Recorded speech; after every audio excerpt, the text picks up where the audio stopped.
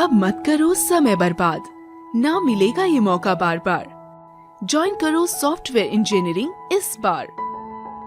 अगर करते हो कोडिंग से प्यार तो सीखो एंगुलर जावा पाइथन इस बार। होगा आपका सपना साकार, ज्वाइन करो वेब इंस्टीट्यूट इस बार।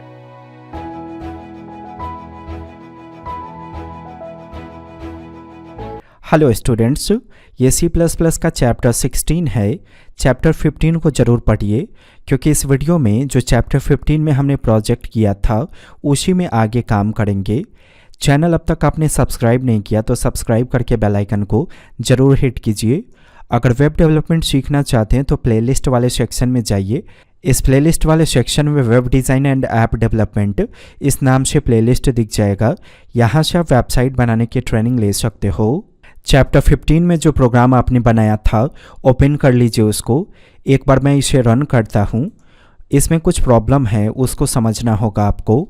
मैंने 1 प्रेस किया, फाइल का नेम पूछा क्या, मैंने राइट किया demo.txt। फिर इसके बाद कंटेंट पूछा क्या, कंटेंट में मैं यहाँ पे सेंटेंस राइट करता हूँ।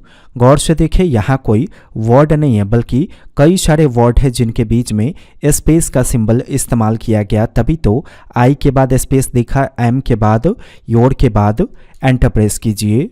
जहाँ फाइल क्रिएट होकर गया होगा वहाँ चलिए। तो जहाँ ये कोड सेव किया गया होगा आपका, वहीं पे फाइल क्रिएट होकर गया होगा। तो डॉक्यूमेंट फोल्डर में demo.txt के नाम से फाइल क्रिएट हुआ। गौर से देखिए, इस फाइल के अंदर सेंटेंस स्टोर नहीं हुआ, यानी पूरा का पूरा सेंटेंस राइट नहीं हुआ, बल्कि सिर्फ पहला वर्ड आपका राइट हुआ। ऐसा क्यों हुआ, जरा इसको समझिए। मैंने यहाँ पे एक सेंटेंस को राइट किया था, आई एम योर टीचर। इस सेंटेंस को जरा देखिए, Cin की सहायता से हमने कंटेंट प्रॉपर्टी में रखा था। तो Cin की सहायता से आप लेटर को किसी प्रॉपर्टी में रख सकते हो या वेरिएबल में, यानी कि लेटर को प्राप्त करके आप उसे किसी प्रॉपर्टी या वेरिएबल में रख सकते हो। इनफैक्ट आप वर्ड को भी रख सकते हो, नंबर को भी रख सकते हो, लेकिन सेंटेंस को आप Cin से प्राप्त नहीं कर पाओगे, क्योंकि एक सेंटेंस के बीच में कई सारा स्पेस होता है। जैसे आई के बाद स्पेस था, तो जब आप स्पेस को टाइप करोगे और Cin की सहायता से उसे एक्सेप्ट किया जाएगा, तो स्पेस राइट करने का मतलब हो गया कि Cin समझेगा कि अब आप इसके बाद कुछ भी राइट नहीं करना चाहते हो। जैसे हमने राइट किया था आई एम योर टीचर, तो आई के बाद मैंने स्पेस दिया था, तो स्पेस देते ही Cin को पता चल गया होगा कि अब आई के बाद कुछ भी राइट नहीं होगा, इसीलिए आई के बाद कोई भी वर्ड एक्सेप्ट नहीं हुआ। तो यहाँ देखिए, अगर कोई वर्ड इस तरह का इनपुट लेना है तो आप Cin का इस्तेमाल कर सकते हो, नंबर में इस्तेमाल कर सकते हो। कोई कैरेक्टर लेना है तो आप Cin का इस्तेमाल कर सकते हो, लेकिन अगर कोई सेंटेंस इस तरह से आपको लेना है तो इसके लिए आप Cin का इस्तेमाल नहीं करोगे, बल्कि Cin की जगह गेट लाइन मेथड का इस्तेमाल करोगे। तो यहाँ देखिए, Cin की सहायता से हमने कंटेंट को प्राप्त किया था। आप यहाँ पे गेट लाइन मेथड को ऐसे पास कर दो। गेट लाइन के अंदर पहला आर्ग्यूमेंट Cin को पास करेंगे और फिर डिफाइन करेंगे कि कौन से प्रॉपर्टी में यूजर जो डेटा टाइप करेगा वो जाएगा। तो अब क्या होगा, यूजर जो भी सेंटेंस राइट करेगा वो गेट लाइन की सहायता से एक्सेप्ट करके कंटेंट वाले प्रॉपर्टी में रख दिया जाएगा, और जो प्रॉब्लम हम फेस कर रहे थे वो प्रॉब्लम अब नहीं आएंगी। लेकिन ध्यान दीजिए, गेट लाइन का जब भी इस्तेमाल करेंगे चेक कर लेंगे कि क्या उसके पहले Cin का इस्तेमाल किया गया। जैसे ये जो गेट लाइन है इसके पहले Cin है यहाँ पे, अगर यहाँ पे Cin होगा तो गेट लाइन से ठीक पहले Cin इग्नोर इस फंक्शन को कॉल कर लेंगे। तो जब तक आप इस इनपुट को इग्नोर नहीं करोगे तब तक गेट लाइन आपका काम नहीं करेगा। वैसे ये तब इस्तेमाल करेंगे जब ऊपर में कहीं पे Cin होगा। अगर यहाँ Cin नहीं होता तो हमें ये राइट करने की आवश्यकता नहीं थी। अब रन करके इसकी टेस्टिंग कीजिए। मैंने फाइल का नेम इस तरह से डिफाइन कर दिया। अब मैं यहाँ पे सेंटेंस राइट करता हूँ। देखिए, सक्सेस का मैसेज आया। एक बार चेक कीजिए ज़रा, डॉक्यूमेंट फोल्डर के अंदर गया होगा demo.txt के नाम से। देखिए आ गया सेंटेंस। अब इसकी फंक्शनैलिटी को और ज़्यादा इम्प्रूव करेंगे। जैसे यूजर ने 1 को चूज़ किया तो फाइल का नेम पूछा गया इस तरह से, कंटेंट राइट करने के बाद जब यूजर एंटर प्रेस करेगा तो हमारा सॉफ्टवेयर कट जाएगा। ये मैसेज आप देख रहे हो, इसका मतलब है कि आपका सॉफ्टवेयर कट गया। अब वापस रन करना है तो इसे कट करके इस तरह से कंपाइल करके वापस रन करना होगा। मैं चाहता हूँ सॉफ्टवेयर ऑटोमेटिक कट ना हो, एक बार यूजर ने काम कर लिया तो सॉफ्टवेयर वापस स्टार्ट हो जाए। ऐसा करने के लिए मेन फंक्शन के अंदर जो कोड होगा उसको व्हाइल के अंदर रख देंगे इस तरह से, और ये तीनों कोडिंग यहाँ से रिमूव करके व्हाइल की बॉडी में आप ऐसे रख दो। इसमें कोई ट्रू कंडीशन पास कर दीजिए, जैसे मैंने डिफाइन कर दिया कि क्या 1 के बराबर होता है। ऑलरेडी 1 के बराबर होता है, इसका मतलब हमेशा ये ट्रू रिटर्न करेगा, जिसकी वजह से एक बार जब ये एग्जीक्यूट कर जाएगा तो फिर से वापस ये स्टार्ट हो जाएगा। तो ज़रूरी नहीं कि आप 1 = 1 ही राइट करो।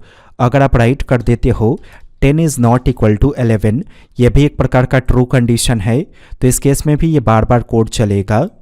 समझने योग्य बनाने के लिए आप ऐसे राइट कर दो 1 = 1। जरा रन करके टेस्टिंग कीजिए। फर्स्ट टाइम सॉफ्टवेयर रन हुआ, मैंने फाइल का नेम इनपुट किया, फिर कंटेंट इनपुट करता हूँ और एंटर प्रेस करता हूँ। देखिए सक्सेस का मैसेज आया और फिर से वापस सॉफ्टवेयर स्टार्ट हो गया। सक्सेस के बाद ब्रेक होकर ये डेटा दिखना चाहिए यूजर को, यानी ये जो सक्सेस का मैसेज है उसके बाद हम \n का इस्तेमाल करेंगे। तो ये रहा सक्सेस, ऐसे डिफाइन कर दीजिए \n। एक और बार लाइन को इस तरह से ब्रेक कर दीजिए, तो 1 का फंक्शनैलिटी बन गया, अब 2 का फंक्शनैलिटी बनाएंगे। अब जैसे यूजर अगर 1 प्रेस करके अपना काम करता है यहाँ पे, तो सॉफ्टवेयर तो काम खत्म होने के बाद वापस स्टार्ट हो जाएगा। फिर ये क्लोज कैसे होगा? पहला तरीका है कि यूजर यहाँ से कट करेगा, तो ये फोर्सफुली कट होगा हमारा सॉफ्टवेयर, क्योंकि लूप तो हमारा एग्जीक्यूट कर ही रहा होगा। हमें लूप को कट करना होगा। 2 प्रेस होते ही ये 2 वाला ऑप्शन आप देख रहे हो, ये प्रेस होगा तो हम अपने सॉफ्टवेयर की फंक्शनैलिटी को कट करेंगे। तो यहाँ देखिए कोडिंग डिफाइंड है कि अगर 2 टाइप होगा तो क्या होना चाहिए। मैंने यहाँ पे एक फंक्शन कॉल किया स्टॉप सॉफ्टवेयर। अब इस फंक्शन का डेफिनेशन आप करो, तो ये जो क्रिएट फाइल वाला फंक्शन होगा इसको हम सेमीकोलन से सेपरेट कर देंगे और स्टॉप सॉफ्टवेयर वाले फंक्शन का डेफिनेशन यहाँ पे ऐसे करेंगे। जब 2 प्रेस किया जाएगा तो सबसे पहले हम Cout की सहायता से यूजर को मैसेज दे देंगे गुड बाय, और फिर इसके बाद एग्जिट नाम के फंक्शन को कॉल करेंगे और इसमें आर्ग्यूमेंट पास कर देंगे 3। तो ऐसा करने से जब हम 2 टाइप करेंगे तो पहले मैसेज आएगा और फिर जो सॉफ्टवेयर की फंक्शनैलिटी रन हो रहा था व्हाइल की वजह से वो क्लोज हो जाएगा। टेस्टिंग कीजिए, मैंने 2 टाइप करके एंटर प्रेस किया, देखिए गुड बाय का मैसेज आया और फिर ये क्लोज का मैसेज आया। ये आया तो आप समझो कि क्लोज हो गया आपका एग्जीक्यूशन, लेकिन मैं चाहता हूँ कि गुड बाय का मैसेज आने के बाद कुछ देर तक सॉफ्टवेयर रुके, उसके बाद ये मैसेज आए, यानी कि कुछ देर के बाद हमारा सॉफ्टवेयर का एग्जीक्यूशन कटे।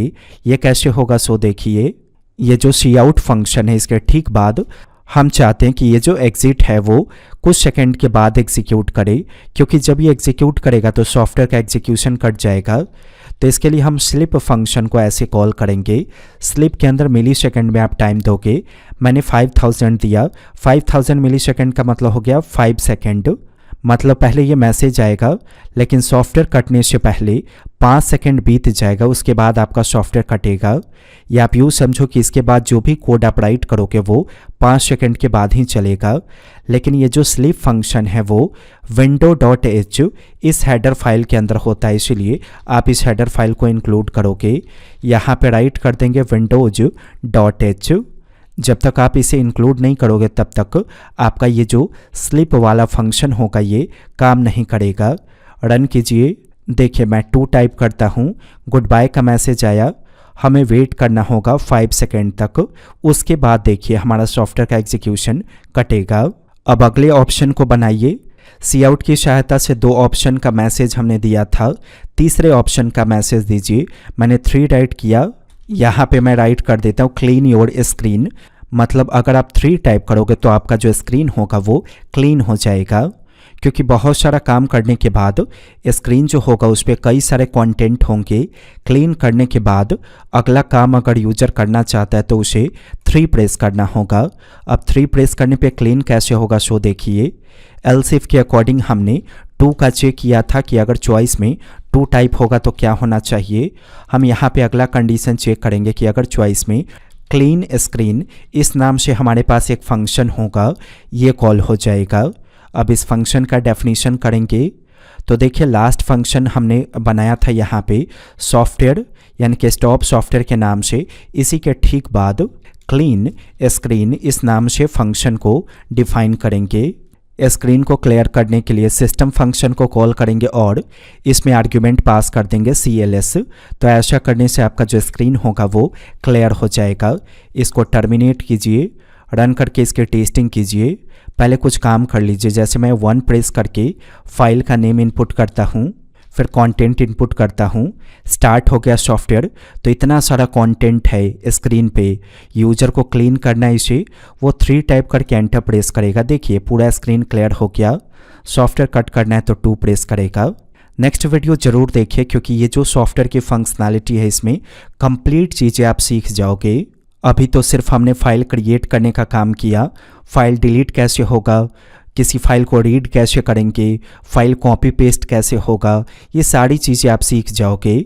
और सॉफ्टवेयर इंडस्ट्री में काम करने लायक नॉलेज अगर आप चाहते हो तो webinstitute.com पे विजिट करके सॉफ्टवेयर इंजीनियरिंग पे क्लिक करेंगे। ऐसा करने से हमारे ऑनलाइन सॉफ्टवेयर इंजीनियरिंग क्लासेस के बारे में आपको सारी जानकारी हो जाएंगी।